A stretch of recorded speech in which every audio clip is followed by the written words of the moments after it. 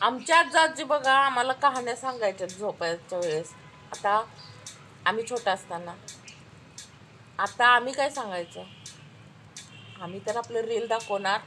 तर बघ तुझी आजी अशी दिसत होती. आमची पिढी तशी लई पुढे गेल्या हो. त्यामुळं कसं आहे, मुलांना नातवांना खेळवायची एक नवीन पद्धत. आता रील दाखवणार आणि म्हणणार बघ तुझी आजी अशी दिसत होती.